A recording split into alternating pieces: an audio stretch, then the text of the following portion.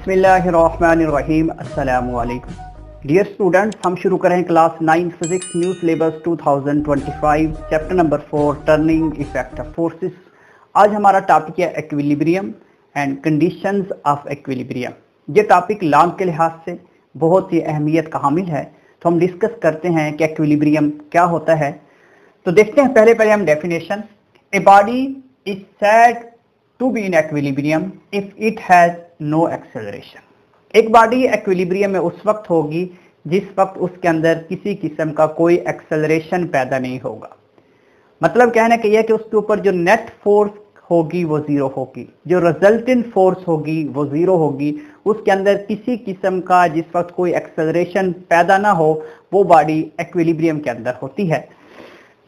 If a number of forces act on a body such that their resultant is zero, the body remains at rest or continues to move with uniform velocity। या तो body rest के अंदर मौजूद हो, body किसी किस्म की कोई मोशन ना कर रही हो।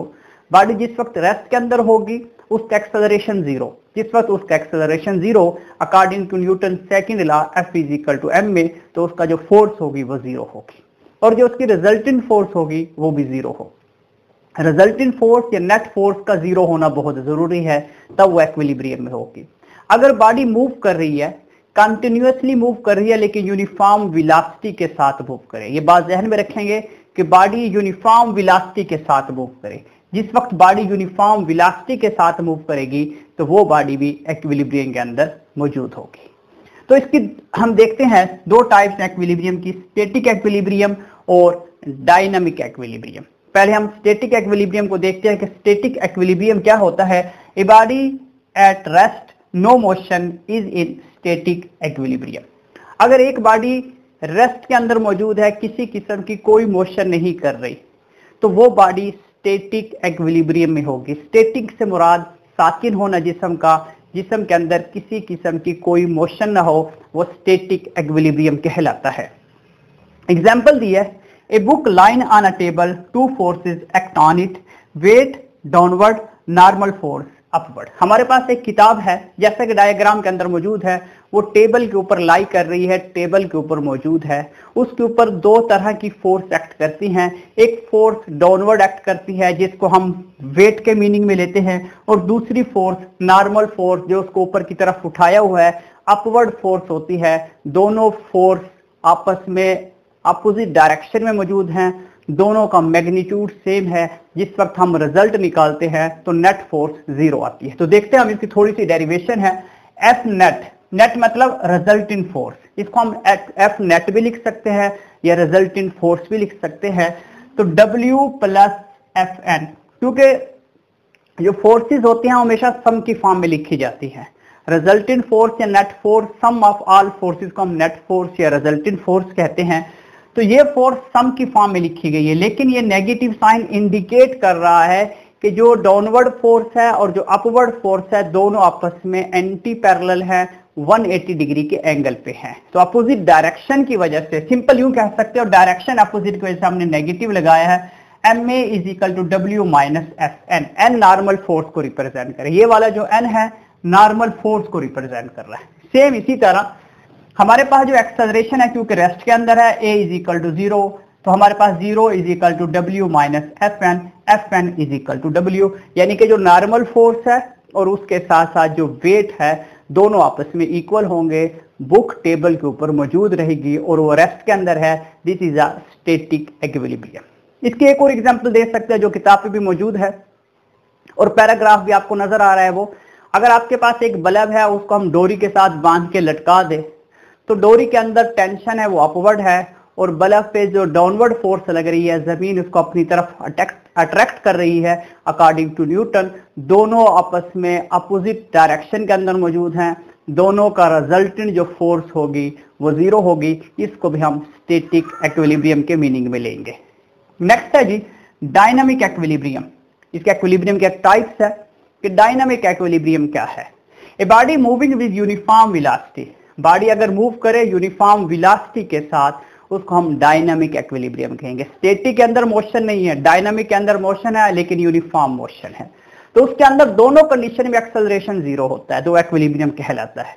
एग्जाम्पल क्या है, इसकी एक बेस्ट एग्जाम्पल दी है, एक पैराग्राफ हमने लिखा भी है कि हमारे पास एक गुड एग्जाम्पल है प्रैट रोपर की पैराशूट की। वो छाता बरदार है, वो नीचे फॉल करता है एरोप्लेन से। जिस वक्त वो नीचे की तरफ आता है तो कुछ सेकंड के बाद वो एक यूनिफॉर्म वेलोसिटी अटेन कर लेता है। वो नीचे की तरफ एक्ट कर रहा होता है। जिस वक्त वो नीचे की तरफ एक्ट कर रहा होता है, जमीन उसको नीचे की तरफ एक्ट कर रही है और एयर रेजिस्टेंस उसके ऊपर एक्ट करेंगी पैराशूट के ऊपर। जिस वक्त एयर रेजिस्टेंस पैराशूट के ऊपर एक्ट करेंगे, उसकी डायरेक्शन अपवर्ड होगी। एक फोर्स डाउनवर्ड एक्ट कर रही है, दूसरी फोर्स अपवर्ड एक्ट कर रही है, और एक कांस्टेंट वेलोसिटी के साथ, एक यूनिफॉर्म वेलोसिटी के साथ वो प्रैट रोपर छाता बरदार नीचे की तरफ आता है। तो उस पोजीशन को, उस पे भी हमारे जो एक्सेलरेशन होगी, जो नेट फोर्स होगी, वो जीरो होगी। इस कंडीशन को हम कहते हैं डायनामिक एक्विलिब्रियम, और इस कंडीशन के अंदर भी जो ऑब्जेक्ट होगा वो एक्विलिब्रियम के अंदर मौजूद होगा। उसके बाद हम देखते हैं कंडीशंस ऑफ एक्विलिब्रियम को हम डिस्कस करेंगे। हमारे पास एक्विलिब्रियम की दो कंडीशंस हैं, first condition of equilibrium and second condition of equilibrium. इसको हम डिस्कस करते हैं। जैसे टॉपिक व्हाइट बोर्ड के ऊपर मेंशन किया है, पेपर में आप इस तरह लिखें। पेपर में सवाल आता है कि define equilibrium and right the conditions of equilibrium. First condition भी लिखनी पड़ती है और उसके साथ साथ सेकंड कंडीशन ऑफ एक्विलिब्रियम में लिखनी पड़ती है। तो हम देखते हैं कि फर्स्ट कंडीशंस ऑफ एक्विलिब्रियम क्या है। A body is said to be in translational equilibrium only if the vector sum of all external forces acting on it is equal to zero. First condition of equilibrium के अंदर जो condition equilibrium की बात की जाती है वो translational से लिंक करती है। ट्रांसलेशनल सिंपल अल्फाज में यूं कहूंगा कि आपका एक्सेलरेशन जीरो होना चाहिए। ट्रांसलेशनल मीनिंग आता है ट्रांसलेटरी मोशन के। ऑब्जेक्ट रोटेशन के अंदर बात नहीं की जाती, ऑब्जेक्ट की सिर्फ और सिर्फ ट्रांसलेशनल में बात की जाती है। सिंपल अल्फाज में ट्रांसलेशनल से मुराद लीनियर मोशन भी आप ले सकते हैं, या सिंपल अल्फाज में यूं भी कह सकते हैं कि आपका एक्विलिब्रियम की पहली कंडीशन के अंदर ट्रांसलेशनल का रिजल्ट जीरो हो से मुराद आपका एक्सेलरेशन जीरो हो, आपका नेट, आपकी जो नेट फोर्स है, जो रिजल्टेंट फोर्स है, वो जीरो हो। देखते हैं हम, हमारे पास एक ब्लॉक मौजूद था, उसके ऊपर हमने एक्स एक्सिस से भी फोर्स लगाई, positive x axis, negative x axis, positive y axis, negative y axis. जिस वक्त हमने फोर्स लगाई तो वो ऑब्जेक्ट अपनी जगह पे ही मौजूद है, उसने अपनी पोजीशन तब्दील नहीं की। मैं एक एग्जांपल देता हूँ। एक चेयर मौजूद है, चार स्टूडेंट उसके ऊपर फोर्स लगाते हैं मुख्तलिफ डायरेक्शन से। चेयर अपनी जगह पे ही मौजूद रहती है, किसी किस्म की कोई हरकत नहीं करती, क्योंकि चारों तरफ से जो फोर्स लग रही है वो इक्वल लग रही है, और उनका जो रिजल्टेंट है, रिजल्ट मतलब कहने का यह है कि उनका मैग्नीट्यूड सेम है, डायरेक्शन अपोजिट है। जिस वक्त हम उसका रिजल्ट निकालते हैं तो नेट फोर्स जीरो आती है, जो चेयर है अपनी जगह पे ही मौजूद रहती है। तो F इजिकल टू एम में एक्सेलरेशन जीरो है तो फोर्स आपकी जीरो होगी। तो F1x, F2x, F3x is equal to zero, summation Fx is equal to, यहाँ पे जो रिजल्ट आएगा वो भी जीरो होगा, यहाँ पे जो रिजल्ट आएगा वो भी जीरो होगा, जो टोटल रिजल्ट आ गया वो भी जीरो हो गया। समेशन से मुराद होता है सम, यानी कि इसको हम मीनिंग लेते हैं कि मजमुए को रिप्रेजेंट करता है, यानी कि जो फोर्स का मजमुआ आया है वो जीरो आया है। Sum of all components of force along X axis, X axis में जो फोर्स लगी है, and along Y axis should be zero. इनका जो सम होना चाहिए वो जीरो होना चाहिए। अगर सम आपका जीरो है, ऑब्जेक्ट रेस्ट के अंदर ही मौजूद रह गया है, तो इस कंडीशन को हम कहेंगे first condition of equilibrium. Second condition of equilibrium को देखते हैं। सेकंड कंडीशन ऑफ एक्विलिब्रियम किसके साथ लिंक करती है? Second condition of equilibrium torque के साथ लिंक करती है।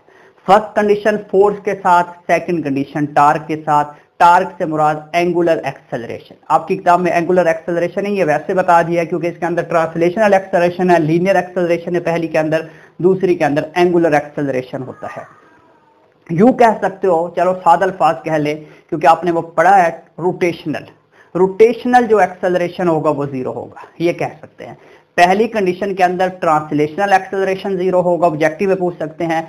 दूसरी कंडीशन के अंदर जो आपका रोटेशनल एक्सेलरेशन है वो जीरो होना चाहिए, यानी कि बॉडी रोटेट ना करे। तो देखते हम इसको समझने की कोशिश करते हैं। समेशन टा इज इक्वल टू जीरो, यानी कि जो टार्क का मजमुआ है वो जीरो हो। अब हमने एक डायग्राम ये बनाई है, एक डायग्राम ये बनाई है। इस डायग्राम के अंदर एक फोर्स यहां लगी, एक फोर्स यहां लगी, दोनों एंटी पैरेलल लगी और एक लाइन के अंदर मौजूद है। और दूसरी बॉडी के अंदर हमने यहां पे भी फोर्स लगाई, यहां पे भी फोर्स लगाई। अब कहने का मतलब ये है कि हमारे पास ये वाली जो डायग्राम है ये पहली कंडीशन को तो फिलफुल करती है लेकिन दूसरी कंडीशन को पूरा नहीं करती। वजह क्या है? वजह यह है कि वही एग्जांपल देता हूं कि हमारे पास दो स्टूडेंट्स हैं, वो एक चेयर है अपनी तरफ खींच रहे हैं, दोनों स्टूडेंट्स अपनी अपनी तरफ खींच रहे हैं और दोनों एंटी पैरेलल तरीके से फोर्स लगा रहे हैं। पॉसिबिलिटी है कि चेयर दोनों स्टूडेंट्स की तरफ ना जाए, चेयर अपनी जगह पे ही मौजूद रहे, लेकिन कंडीशन क्या होती है कि चेयर अपनी जगह पे रोटेट कर जाए, अपनी जगह पे घूम जाए, ना ही उस तरफ जाए ना ही उस तरफ जाए। जिस वक्त चेयर घूम गई है, रोटेट कर गई है, इसका कहने का मतलब यह है कि पहली कंडीशन तो पूरी हो गई, दूसरी कंडीशन पूरी नहीं हुई। दूसरी कंडीशन पूरी करने के लिए जरूरी है कि आपकी जो फोर्स की डायरेक्शन है, ये वाली फोर्स और ये वाली फोर्स, ये एक्ट कर रही हैं 180 के एंगल से, लेकिन वो एक लाइन के अंदर मौजूद नहीं है। जिस वक्त आप एक लाइन के अंदर फोर्स नहीं लगाएंगे तो मोस्ट प्रोबेबिलिटी है, पॉसिबिलिटी है कि जिस वक्त आपने इस तरीके से ये फोर्स अप्लाई कर दी और इस तरीके से ये वाली फोर्स अगर आप अप्लाई कर दें इस डायरेक्शन में, तो ये बॉडी अपनी जगह पे ही स्टक रहेगी, ना ही किसी दूसरी जगह पे मूव करेगी, ना ही रोटेट करेगी। अगर आपने इसको यूं करके फोर्स लगा दी इस डायरेक्शन, तो बॉडी रोटेट कर जाएगी। आपने बॉडी को रोटेट नहीं करवाना। जिस वक्त बॉडी की रोटेशन नहीं होगी तो वो बॉडी इक्विलिब्रियम में। जैसे एक स्टीयरिंग की एग्जांपल है, जिस वक्त आप राइट हैंड से फोर्स लगाते हैं तो लेफ्ट हैंड से भी फोर्स लगा रहे होते हैं। तो अगर आपने राइट हैंड से फोर्स लगाई है क्लॉकवाइज, तो लेफ्ट हैंड से भी आप क्लॉकवाइज ही डायरेक्शन में फोर्स लगा दें, तो इस तरीके से आपकी जो बॉडी होगी वो रोटेट कर जाएगी। अगर आप एक हाथ से लगा रहे हैं क्लॉकवाइज, दूसरे से एंटी क्लॉक से लगा दे, यानी कि आपका जो टार्क का सम हो वो जीरो हो। सादे अल्फाज में यूं कहूंगा, जिस वक्त टार्क का सम जीरो होगा तो उसको हम कहेंगे कि सेकंड कंडीशन ऑफ इक्विलिब्रियम आपकी पूरी हो गई है। जैसे कि हमने एक पैराग्राफ जो मौजूद है किताब के ऊपर, वो भी इसके बाद लिखना बहुत जरूरी है। हमने समेशन टा इज इक्वल टू 0 लिख दिया। जो पैराग्राफ आपको स्क्रीन के ऊपर नजर आ रहा है वो पेपर के अंदर लिखना बहुत जरूरी है, क्योंकि हमने पहले इस कंडीशन को एक्सप्लेन करेंगे, फिर दूसरे इस कंडीशन को एक्सप्लेन करेंगे। उसके बाद आ जाता है हमारे पास कंप्लीट इक्विलिब्रियम किस वक्त होगा। कंप्लीट इक्विलिब्रियम उस वक्त होगा जिस वक्त आप पहली कंडीशन को भी पूरा करें और दूसरी कंडीशन को भी पूरा करें। जिस वक्त पहली कंडीशन को पूरा करेंगे तो फर्स्ट कंडीशन ऑफ इक्विलिब्रियम कहलाएगा, जिस वक्त दूसरी कंडीशन को पूरा करेंगे वो सेकंड कंडीशन ऑफ इक्विलिब्रियम कहलाएगा। तो उस वक्त आपकी बॉडी कंप्लीट इक्विलिब्रियम होगी। सादे अल्फाज में यूं कहेंगे कि आपकी सेकंड कंडीशन ऑफ इक्विलिब्रियम उस वक्त पूरी होगी जिस वक्त anti clockwise movement is equal to clockwise movement हो। प्रिंसिपल ऑफ मूवमेंट का असूल आप फॉलो करें तो वो सेकंड कंडीशन ऑफ इक्विलिब्रियम को फिलफिल करता है। मैं उम्मीद करता हूं आप लोगों को लेक्चर आसानी से समझ आया होगा। हमारे साथ जुड़े रहिए, अपना ख्याल रखिएगा। नेक्स्ट लेक्चर में मिलते हैं इंशाअल्लाह। अल्लाह हाफिज।